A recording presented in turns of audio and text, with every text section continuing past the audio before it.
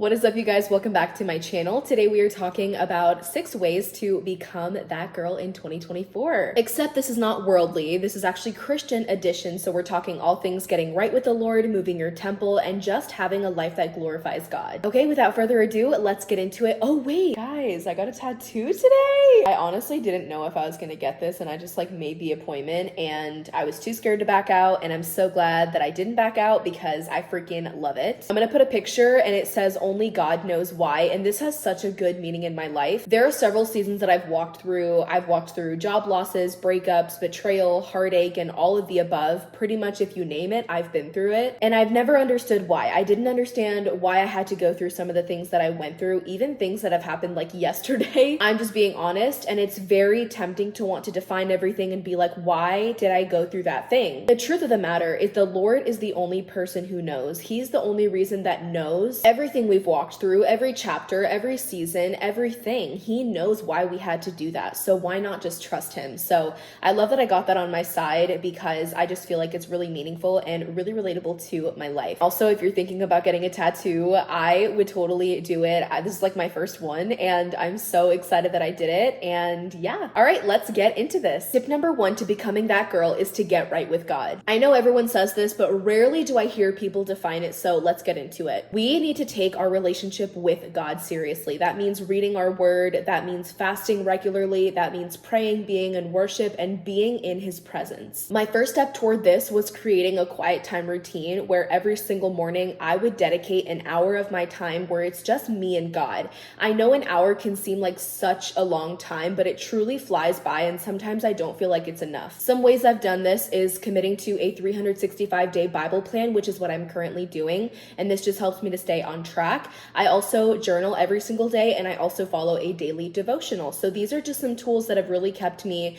accountable and really in God's presence. If you don't already do that, I totally recommend that you do. I'm going to link some of my favorite Bible resources as well as devotionals down below in the description. If you want to get closer with God, you have to be intentional with how you spend your time. So if you're at the clubs and you're partying and you're drinking your life away, you're not exactly going to be able to do that. You can't expect to be close to God when you're not taking proactive steps and actions to do so. So you really have to be mindful on how you spend your time, and with that, you can totally get close to God this year. Way number 2 is to get a planner. Now, I am a big planner. I am basically a walking Excel spreadsheet. That's just who I am. I love planning my weekly goals, my daily goals, my monthly goals, and my day in general, and this just helps me to stay on track with my routine and my responsibilities. Now, I could not find a planner that worked specifically for me and my schedule. I wanted a planner that outlined every single part of my day from the time that I woke up to the time that I went to sleep, and that's just how I plan. So I ended up just creating my own planner in Canva, and then I imported that onto my iPad, and that's how I plan. It's a custom planner that's it's like me. I just love it. It's so custom to me, and that's what I love because it works with my day. When you're intentional with your time, you're intentional with what your plans are, and you start to plan with God over yourself. So I'm a big fan of planning my day and being organized just so that I can glorify God with my time. Way number 3 is to move your temple. Now, the truth of the matter is that we need to be healthy because we only have one body on this earth. Over on my Instagram at Real Bianca Sofia, I'm always sharing my meal ideas, my meal planning, and some of my workouts that I do on a daily basis. And what has really helped me this year is lifting weights, eating well, and eating a high protein diet. When you're lifting your weights, you're actually reverse aging your body because it's giving your joints power and more strength to yourself. When you're eating a high protein diet, you're giving your body the essential nutrients it needs to survive and function on a daily basis. And when you're moving your body, whether that's cardio or HIIT or strength training, you're strengthening your body. And that makes sense. We want to do that because we only get one body on this earth. So we might as well treat it really well. I used to think that lifting weights would make me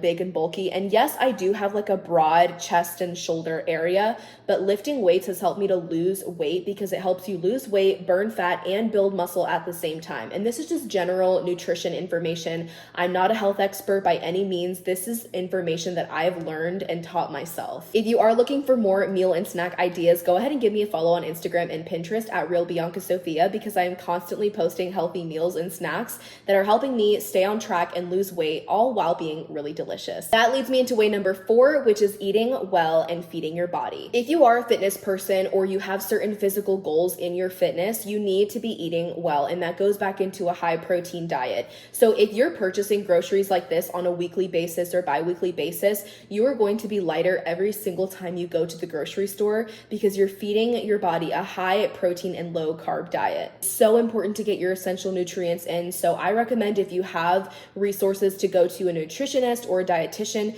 to really take that chance. And if not, then just to teach yourself about basic nutrition and what that means. Again, we only have one body and we definitely want to honor it. I used to be that person that's like, Lord, bless this food and nourish it to our bodies. And it's like a pizza and a burger and fries and a shake. Like, obviously he's not going to do that. You have to be real with yourself. It's the truth. So you really have to make sure that you're having that good diet. And it's also okay to be eating 90% of the time a really well diet, and then 10% of the time the foods that you love. That's the 90-10 rule, and I follow it daily. I like to give myself a little leeway because that helps me stay on track as I'm feeding my cravings, and then I go back. So it's like Monday through Friday, I'm eating really well. Saturday, I let myself have some leeway, and we pretty much just go back the same week. So learning balance is a huge thing as well, but ultimately nutrition is very important, especially if you are lifting, if you are remaining active and you have those goals. That is a really good pathway to start on. Like I said, if you're looking for more meal ideas, go ahead and give me a follow. Way number 5 is making godly friends. This is a big thing, especially if you're looking to grow in your spirit. You need friends around you that are going to fuel your spirit and lift you up when you are not feeling okay. Yesterday, I went through a really difficult day, and I won't talk about it, but my friends knew the situation. They knew what was up, and they were like, girl, are you good? Are you okay? Let's take your mind off of this and let's do something else.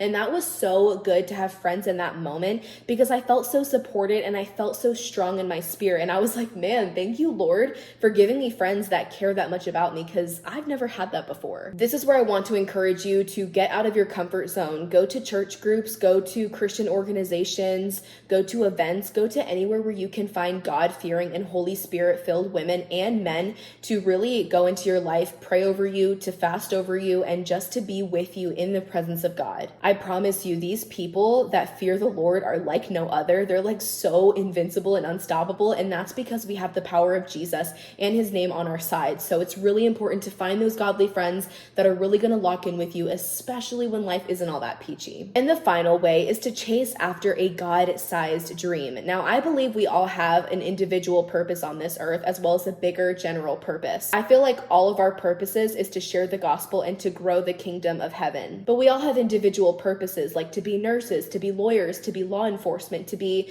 social media people. Like, it's all these different things. And that's a great thing. So I really encourage you to pray about that and ask the Lord to place something on your heart, whether that's a dream, if that's a certain move he wants you to take, a step he wants you to make, whatever it is, and ask him for strength and resources and opportunity to move into that direction. I promise you, if it's God's will for your life, he's going to make it known what exactly he is that he wants you to do. So ask the Lord to point you in that direction and then spend time going after that God-sized dream. If God said it, it has to come to pass, and the Lord is so faithful and just to give us the opportunities that we need in order to fully walk into our purpose and calling. I really believe in you, sis. Like, I know we can all do this, even though it gets hard sometimes, and that's exactly why we're not called to do this life alone. So just remember that. We can always call on each other and just, pray over each other and be there in times of need. Those are 6 ways that you can become that girl in 2024. Obviously, there are so much more than 6 ways, so let me know if you guys want me to do a part 2, but these were just kind of the things I thought off the top of my head.